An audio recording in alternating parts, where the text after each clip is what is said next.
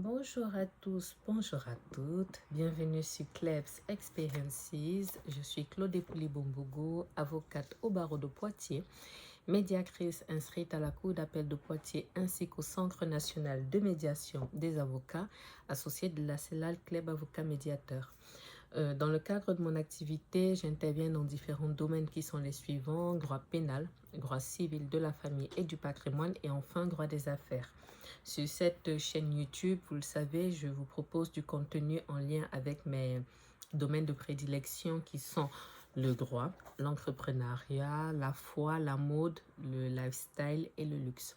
Donc aujourd'hui, vous l'aurez lu dans le titre nouvelle vidéo Teach Club que j'ai intitulé quoi? Affaire Didi. Je ne sais pas si entre-temps j'aurai une petite inspiration, mais l'idée c'est de vous parler de l'affaire du couple Didi, de son procès qui se déroule là en ce moment. Mais avant de rentrer un petit peu dans le détail de cette vidéo, je vais vous expliquer un petit peu le concept de cette vidéo, parce que là c'est le troisième de ce type de vidéo, parce que c'est le troisième épisode aujourd'hui. Donc une vidéo normalement, si j'arrive à respecter mon timing, tous les mercredis à 20h. Voilà, sur ma chaîne YouTube et sur mes réseaux sociaux. Donc l'idée pour moi en fait c'est de commenter un sujet d'actualité sous le prisme du droit en fait, tout simplement. Donc quelqu'un m'a lancé l'impression sur mon copieur. Donc voilà en fait l'objet de ce type de vidéo là. Et je voulais vous préciser en fait que ça s'inspire en fait d'un type d'enseignement qu'on appelle le Teach and Pray, donc de l'apôtre Mohamed Sanogo, du coup, qui porte sur des prédications et des temps de prière. Voilà. Dans Teach and Club, l'idée pour moi en fait c'est de parler, comme je dis, d'un sujet d'actualité sous le prisme du droit et de donner mon avis d'avocat du coup sur cette actualité là. Donc voilà. Là du coup le dossier du jour, on va dire ça comme ça, porte sur le droit pénal, puisque je vais vous parler du procès en fait de P. Diddy, du lien aussi avec son ancienne compagne Cassie. Je vais faire plusieurs disclaimers parce que c'est un sujet qui peut être sensible, donc je veux poser le cadre pour qu'il n'y ait pas de malentendu. Alors, première des choses, il y a énormément de choses qui pourraient être dites en fait sur cette affaire de manière globale. Ce ne sera pas en fait mon approche parce que, désolé, ce ne sera pas mon approche parce que cette vidéo n'a pas vocation d'abord à être trop longue, ça c'est un. De deux, je voudrais vraiment la s'ancrer en fait sur le point de vue du droit. Et en plus, comme je dis, il y a énormément de choses à dire, que ce soit sur l'industrie de la musique, que ce soit sur sa qualité d'homme noir, que ce soit les jeux de pouvoir, que ce soit la question des violences conjugales. Il y a énormément de choses à dire. Et si je veux aller en fait dans tous ces sens-là, je me disperserai tout simplement. Après, je me réserve le droit par la suite de décider ou pas de peut-être de faire une autre vidéo dans X temps, mais je verrai, mais pour le moment, ce n'est pas prévu.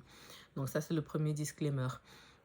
Deuxième disclaimer, je vais parler de choses qui peuvent être relativement difficiles à entendre pour certaines personnes. Je vais en parler de manière purement froide, tout simplement parce que ce sont malheureusement des choses qu'on voit souvent lorsqu'on est avocat pénaliste.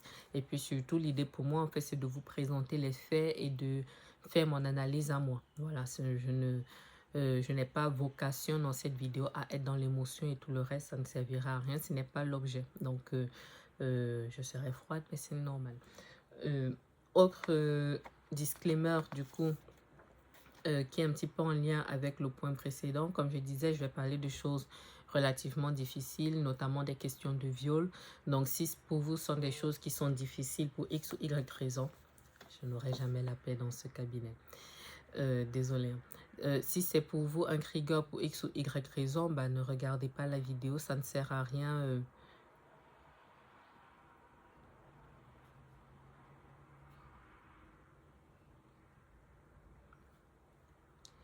Ok, ça ne sert à rien de regarder une vidéo qui va réveiller des choses en vous et qui va vous mettre mal. Ce n'est pas ça l'objet et ça ne sert à rien.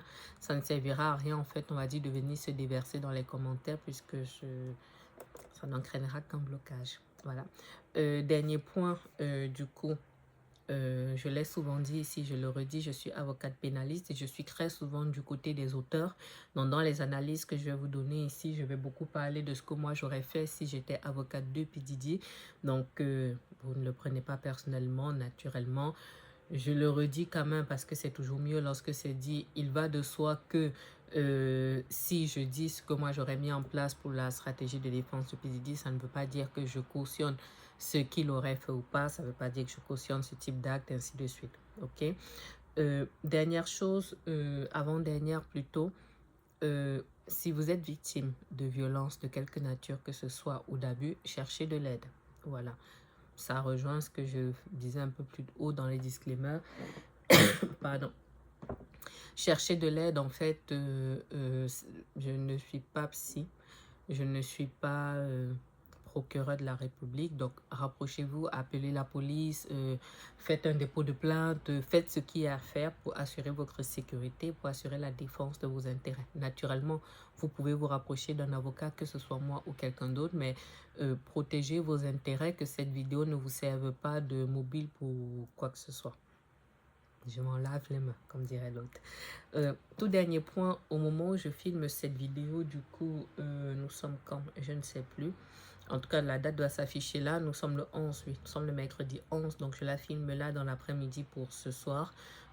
À ma connaissance, la décision par rapport à P. Diddy n'a pas encore été rendue, donc il est présumé innocent, pardon, jusqu'à preuve du contraire. Donc je vais le traiter ici en fait comme un prévenu normal. Voilà pour les disclaimers. Donc, ceci étant précisé, je vais commencer du coup à préciser mon propos. Un instant.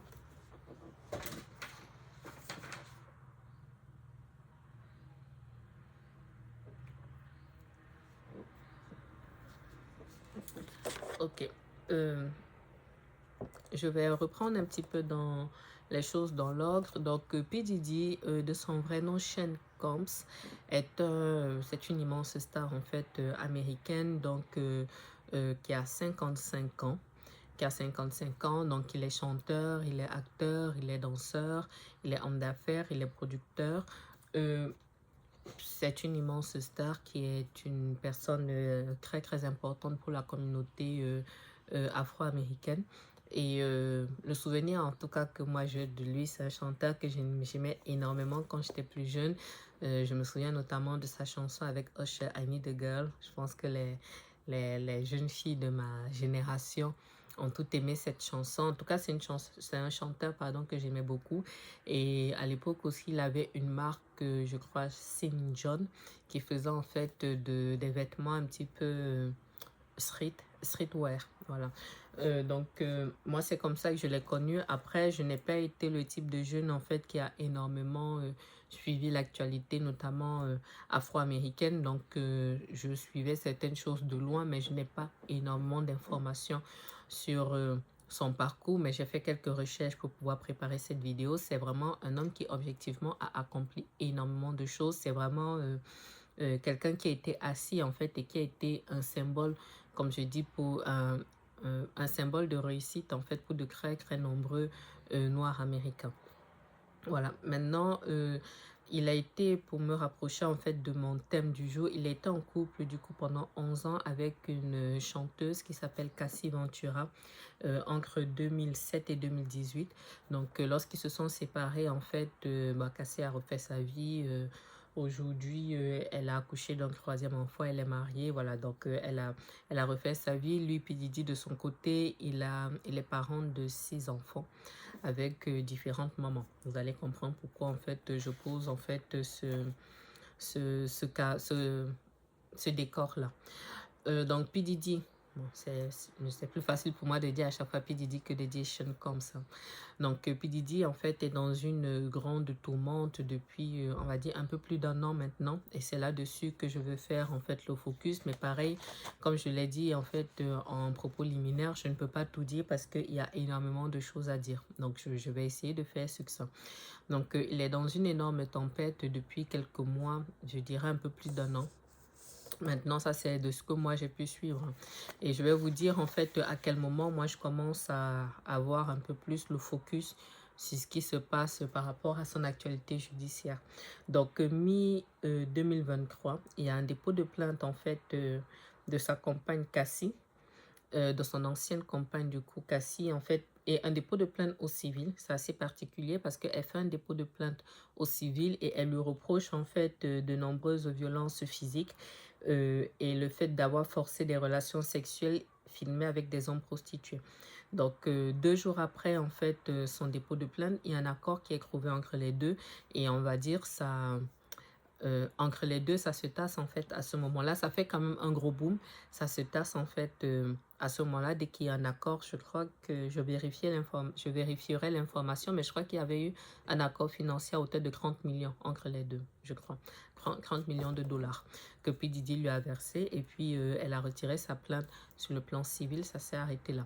Donc, on comprendra par la suite, en fait, qu'il y avait déjà quelque chose dans les tuyaux ou alors ça a permis, en fait, que le ministère public se saisisse, en fait, de l'affaire. Donc, entre-temps, il y a eu d'autres plaintes, en fait, de femmes qui l'ont accusé aussi d'avoir... de les avoir drogués et agressés sexuellement. Il y a des plaintes, en fait, qui remontent sur des dizaines d'années.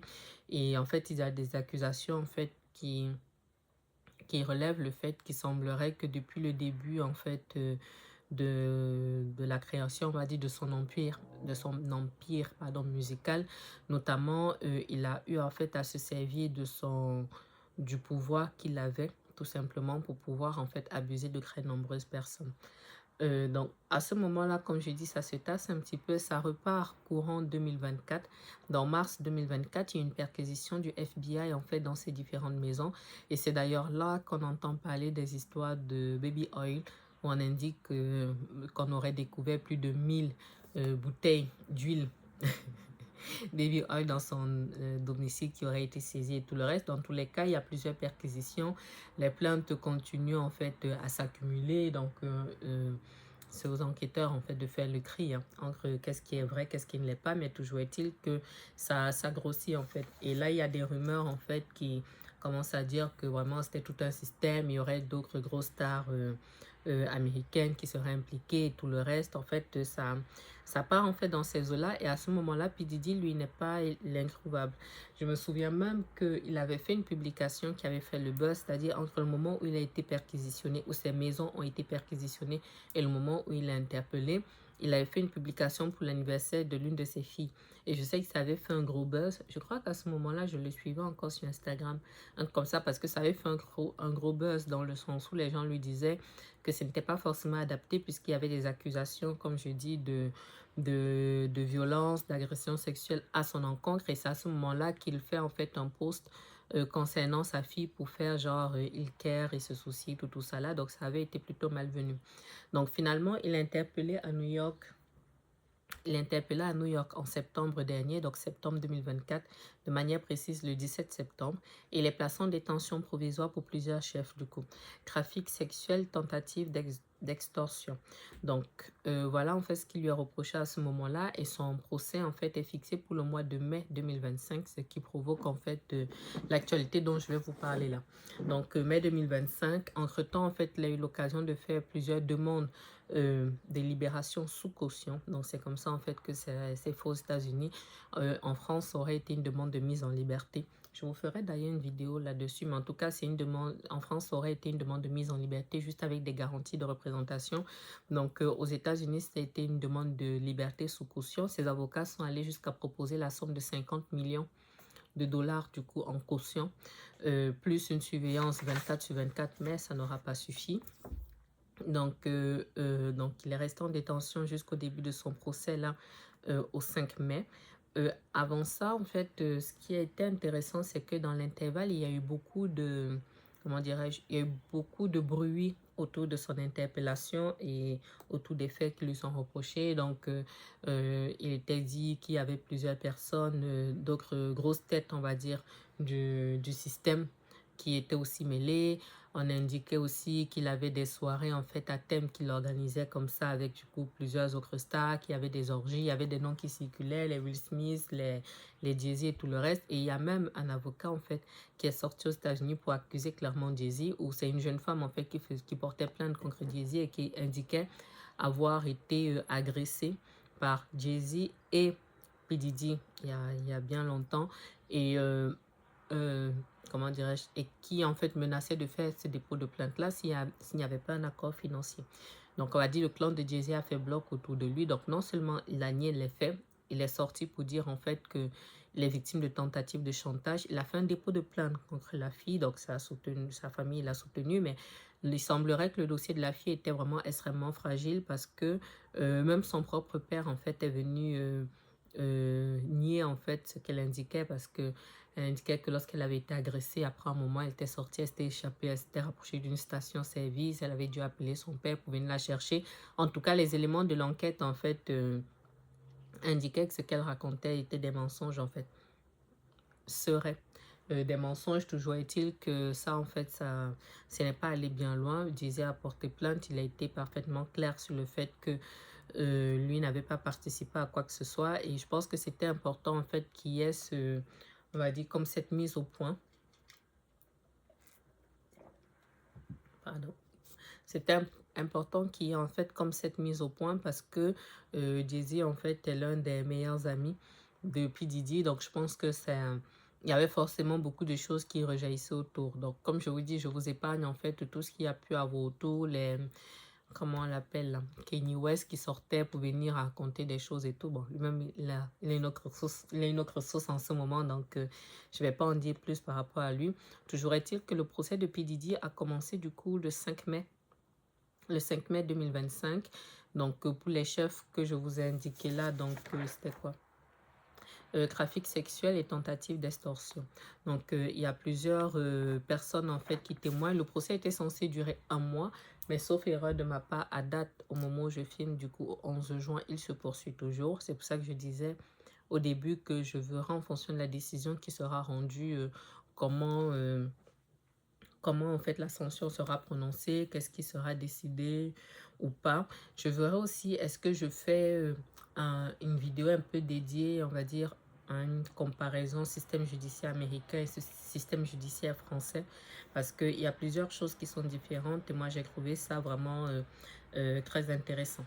Toujours est-il que dans ce procès-là, du coup, le témoignage clé aurait été celui de Cassie, qui est venue expliquer du coup comment elle était violentée physiquement, qu'on la contraignait en fait à participer à des orgies avec des prostituées hommes, que c'était filmé, que parfois on la contraignait tellement à avoir des rapports sexuels, bref, qu'elle enchaînait en fait, elle enchaînait tellement parfois même qu'elle avait mal, même lorsqu'elle avait des infections. Il y a des ex-employés de Didi qui ont témoigné, il y a une ancienne amie de Cassie qui a témoigné, sa maman a témoigné aussi. Donc voilà un petit peu, j'ai envie de dire, l'état dans lequel se présente le dossier. Ce que j'ai trouvé intéressant, j'ai fait exprès en fait de ne pas regarder dans le détail les revues qu'il pouvait avoir sur, comment dirais-je, sur tous les rapports avec les autres rappeurs afro-américains, les j'ai oublié le nom. Le fait en fait qu'on le suspecte en fait d'avoir participé en fait au décès de certains grands chanteurs américains connus, voilà des choses comme ça je ne vais pas en fait, je vais pas développer ça ici parce que pareil, ce sont des rumeurs et qu'en tout état de cause, il n'est pas poursuivi par rapport à ça.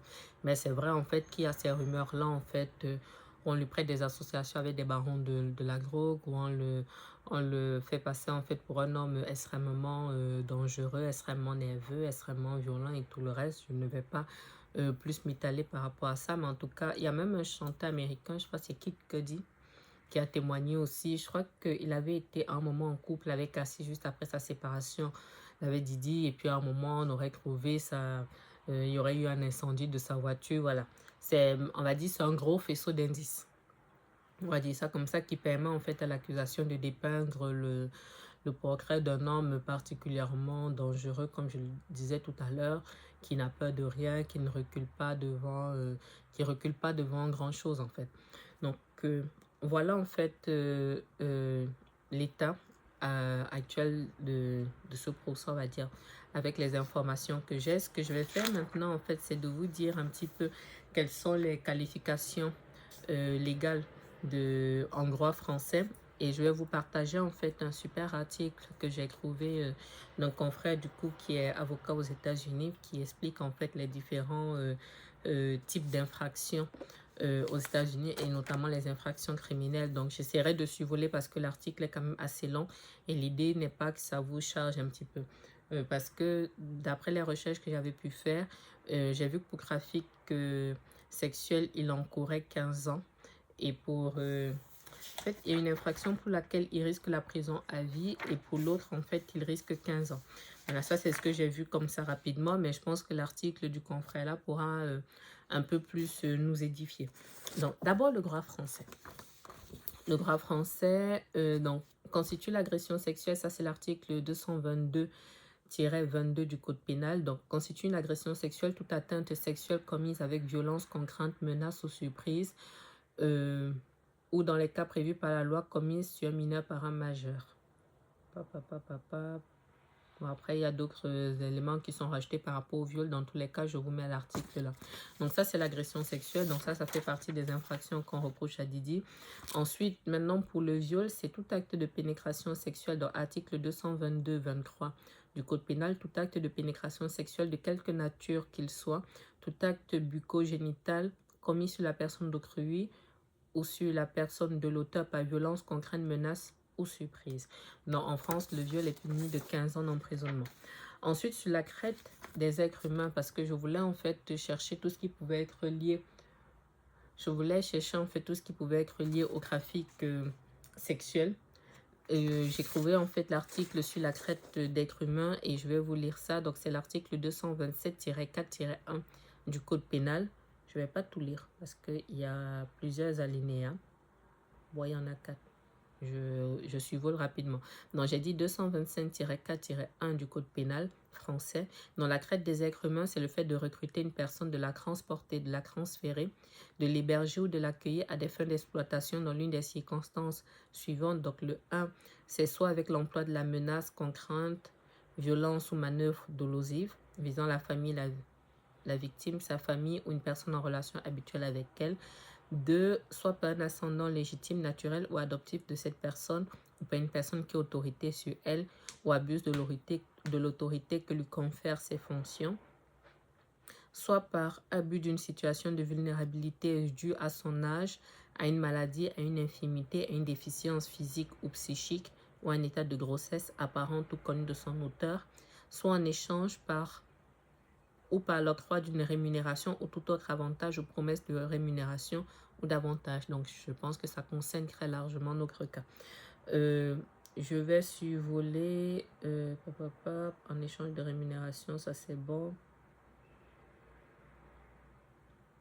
Voilà, l'exploitation mentionnée au premier alinéa du présent 1 est le fait de mettre la victime à sa disposition ou à la disposition d'un tiers, même non identifié, afin soit de permettre la commission contre la victime des infractions de proxénétisme, d'agression ou d'atteinte sexuelle, de réduction en esclavage, de soumission à du travail ou à des services forcés, de réduction en servitude, de prélèvement de l'un de ses organes, d'exploitation de la mendicité, de conditions de travail ou d'hébergement contraires à sa dignité, soit de contraindre la victime à commettre tout crime ou délit. La traite des êtres humains est punie en France de 7 ans d'emprisonnement et 150 000 € d'amende. Voilà, et lorsqu'en fait ça l'égard des mineurs, c'est 10 ans d'emprisonnement et 1 500 000 € d'amende. Donc voilà les textes en droit français. Je voulais faire une parenthèse, j'étais perturbée tout à l'heure parce que j'ai oublié de vous dire que lorsqu'il y a eu l'accord entre P. Diddy et Cassie, quelques semaines après, il y a eu une vidéo qui a fuité, qui a priori daterait de 2016, mais qui comme par hasard a fuité après l'arrangement. Une vidéo en fait de Didi qui Cassie s'enfuit en fait. C'est une caméra en fait d'un hôtel et elle va en fait vers des ascenseurs et on voit Didi qui sort en peignoir et qui la retrouve en fait, qui la grippe, je crois, par les cheveux, il la jette au sol, lui donne des coups. C'est vraiment extrêmement violent. C'est très difficile en fait à regarder. Donc en fait, dans le témoignage de Cassie et des personnes de son entourage, il revient le fait que du coup elle était régulièrement violentée par Didi, qu'il voilà, qu'il l'agressait, il lui jetait des objets, parfois des couteaux, ainsi de suite. Donc voilà du coup la situation par rapport à Cassie. Voilà les textes en fait en droit français, pardon, textes qui à mon sens auraient pu du coup s'appliquer à ce cas-là, si on était en droit français, inutile de vous préciser que c'est totalement normal hein, qu'ils soient en détention provisoire. Je pense que même s'il était ici, entre l'effet médiatique et puis la gravité des faits, il ne serait pas sorti. Hein. Ça, c'est très clair. Je vais vous montrer maintenant l'article. Là, je ne sais pas si ça s'affiche bien. Ça ne... Donc, voilà en fait la référence que j'ai. C'est ça que je vais vous lire là. Donc, le confrère s'appelle Mathieu Galuzzo. Donc, avocat pénaliste francophone. Je vais survoler parce que c'est vraiment assez long. Je ne sais pas si je l'avais déjà dit, mais P. Diddy, ni les faits qui lui sont reprochés et ni les faits qui lui sont reprochés. Et quelques jours avant le début du procès, le procureur a proposé à ses avocats qu'ils fassent en fait comme un plaidé coupable en fait, qu'ils reconnaissent les faits comme ça qu'on se penche uniquement sur la sanction. Donc il a refusé. Je vais vous donner, après mon avis. Moi, je pense que c'était pas forcément une mauvaise idée de refuser.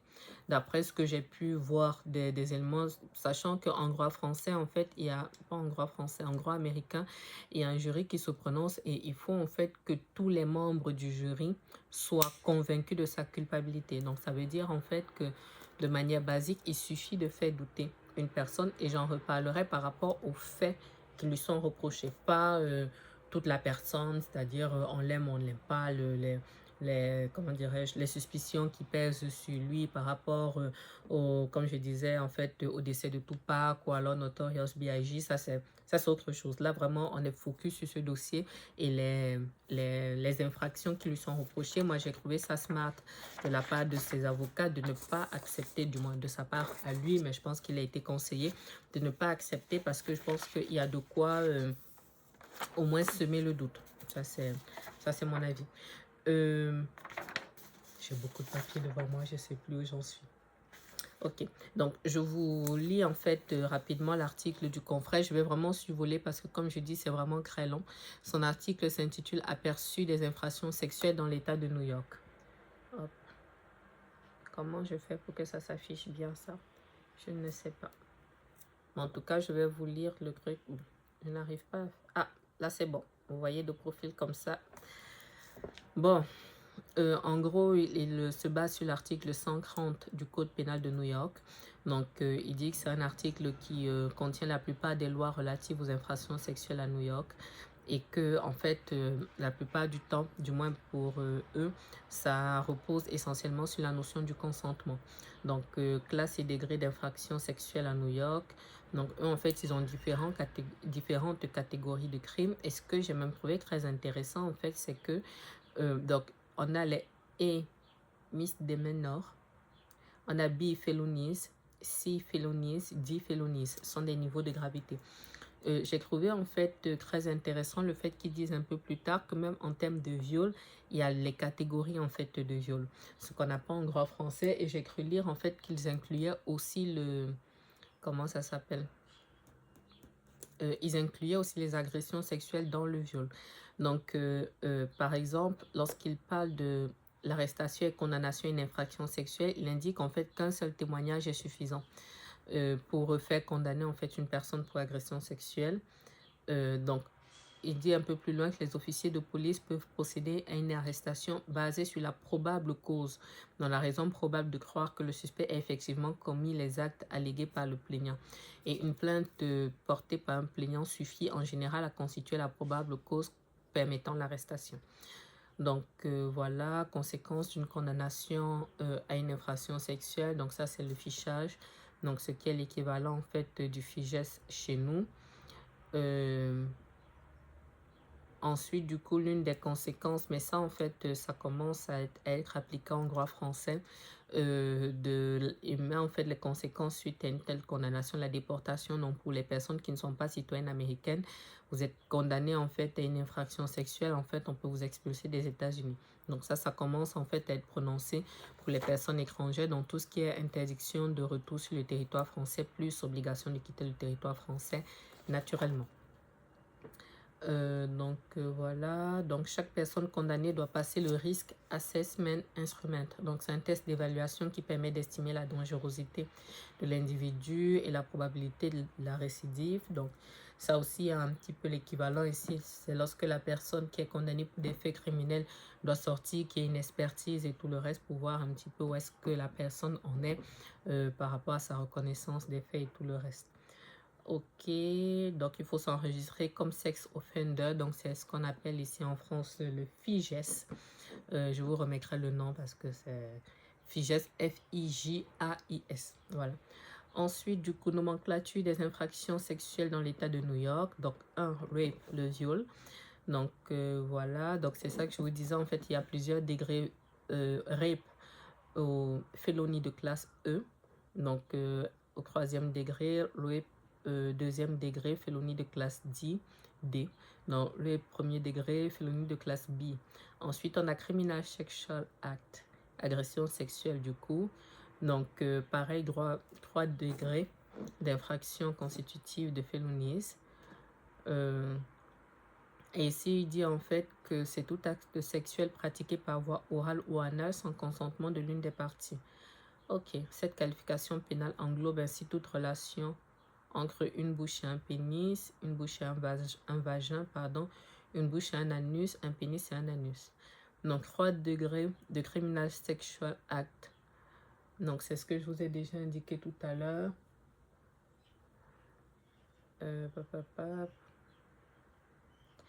L'attouchement n'est pas constitutif d'une infraction pénale si la plaignante est liée à l'auteur des faits par des liens du mariage. Ah bon, ok. Je trouve ça très intéressant. Je pense que je pourrais me l'imprimer pour moi-même. Actes sexuels et exhibitions sexuelles commis en public. Ok, donc ça c'est encore autre chose. Donc je pense que c'est ce qui correspond à l'exhibition ici. Ok, l'article est extrêmement long. Puis il parle un peu plus tard de la zoophilie et la nécrophilie. Ok.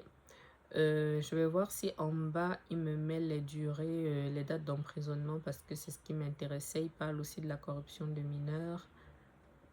En tout cas, son article est complet hein, puisqu'il parle aussi un peu plus loin de pédopornographie et enfin de l'inceste. Ok.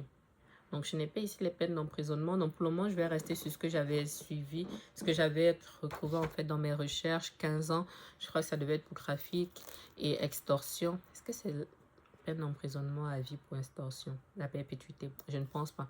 Je vérifierai l'information. Je pense que ce que je vais faire pour que le raisonnement soit carré jusqu'au bout, c'est que je vais attendre en fait que la sentence soit prononcée. Je n'attendrai pas forcément l'appel parce que je pense que s'il est condamné, il fera appel. Ça me semble évident. Mais j'attendrai que la sentence soit prononcée et peut-être je ferai une autre vidéo. Voilà. Et là, je recadrerai encore plus parce qu'il y a tellement de choses à dire que si je pars dans tous les sens, ce sera trop long et ce sera indigeste. Là, on a déjà 32 minutes, c'est suffisant. Voilà un petit peu l'état du droit. C'était un peu fouillis, mais au moins vous avez toutes les informations, du moins un maximum d'informations. Maintenant, je vais vous donner un peu ma position d'avocat. Les dossiers en jeu, de manière générale, ça ne m'effraie pas spécialement. Donc, j'aurais pu intervenir dans ce type de dossier sans difficulté. Le point qui aurait été un peu compliqué pour moi, c'est l'aspect médiatique. Parce que je trouve que lorsque un dossier est autant médiatisé, il y a la partie des fake news, il y a la partie des personnes en fait qui viennent jeter, il y a la presse qui vous contacte à tout moment, il y a énormément de choses autour, vous êtes obligé d'être beaucoup plus vigilant, il y a les autres confrères qui veulent vous piquer les dossiers, donc qui peuvent passer en fait peut-être par la famille, par ci ou par ça, donc il y a énormément de choses qui se passent autour et qui rendent en fait le travail de l'avocat encore plus difficile en fait, et c'est ça qui est pénible dans ce type de dossier. Donc ça vous rajoute en fait une pression aux enjeux déjà de base du dossier. Voilà, donc c'est pour ça que je n'aime pas spécialement les dossiers médiatiques. J'en ai eu quelques-uns. J'ai prévu de faire des vidéos à ce sujet, mais pas tout de suite, mais ça viendra. Ensuite, si j'étais l'avocat de la victime, bon, je pense que des victimes, en tout cas déclarées à date, je pense que c'est la position la plus simple. Même si je pense que le procureur, il semblerait, de ce que j'ai pu suivre, il semblerait que l'accusation soit un petit peu fragilisée parce que les avocats de Didi semblent être pas mal. il semble être pas trop mauvais dans le sens où il a pris plusieurs avocats et en fonction des personnes qui témoignent, il change en fait d'avocat. Et naturellement, le rôle du confrère, c'est de déstabiliser en fait la personne qui témoigne, puisque l'idée c'est d'insinuer le doute en fait par rapport à la position qui le soutient. Au moment où je fais cette vidéo, et sauf erreur de ma part, ces avocats n'ont pas encore plaidé, donc ils ont juste fait des contre-interrogatoires. Moi, j'ai hâte en fait, bon, pas d'écouter leur plaidoirie parce que je pense que matériellement, je n'aurai ni le temps d'écouter leur plaidoirie, ni l'énergie pour, très honnêtement. Mais je lirai des résumés à gauche, à droite pour voir un petit peu comment ils ont concentré, comment ils ont organisé leur défense. Toujours est-il que si j'étais avocat d'une victime, bon, c'est un petit peu, entre guillemets, le travail le plus facile dans ce type de dossier, puisque en tant qu'avocat de la victime, vous soutenez à peu près la même position que le ministère public. Si vous allez juste faire un focus un peu plus important sur le préjudice de votre cliente. Donc, je pense que le plus gros... parmi les avocats de victimes, la personne qui aura le plus de travail ici, c'est l'avocat de Cassie. Parce que je pense qu'il y a forcément des choses à gratter de manière totalement basique. Les faits de violence ne peuvent pas être contestés puisqu'il y a à minima cette vidéo de 2016 là qui a fuité, qui corrobore du coup les déclarations de Cassie sur les violences conjugales. Donc je pense que là-dessus, il n'y aura pas de difficulté pour le faire condamner. Maintenant, pour le surplus, à voir parce que de ce que j'ai lu, les avocats de Didi, en fait, ont essayé de la déstabiliser en mettant en avant le fait que l'accusation était fragile sur... J'espère que ça n'a pas coupé ma vidéo. Ok, c'est un coup de fil que j'ai reçu. L'accusation semblait en fait fragile sur la notion, sur la question du consentement. Et c'est ce que je lisais là dans l'article du confrère. C'est pour ça que je l'ai trouvé intéressant de dire en fait qu'il y a un problème en fait vraiment au niveau du consentement. Donc, ce que les avocats de Didi ont essayé d'insinuer, c'était que Cassie était consentante en fait. Lorsqu'il y avait toutes ces orgies-là, elle était parfaitement d'accord en fait avec ce qui se passait. Ça ne lui posait absolument aucun problème. Je suis perturbée parce que mon téléphone sonne encore. Donc, elle était parfaitement consentante et partant de là, ça fait tomber en fait les accusations.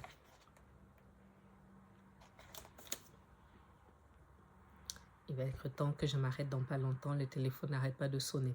Donc là-dessus, en fait, ce sera ça, à mon sens, si j'étais avocat de Cassie, c'est là-dessus, en fait, que je mettrai en fait le focus pour mes accusations, sachant que je referai des recherches lorsque les sentences auront été prononcées, parce que compte tenu du fait qu'elle avait déposé une plainte au civil et qu'ils ont trouvé un accord financier, est-ce que là, dans la partie pénale, est-ce qu'elle aura encore la réparation de son préjudice outre la sanction qui sera prononcée à l'encontre de Didi?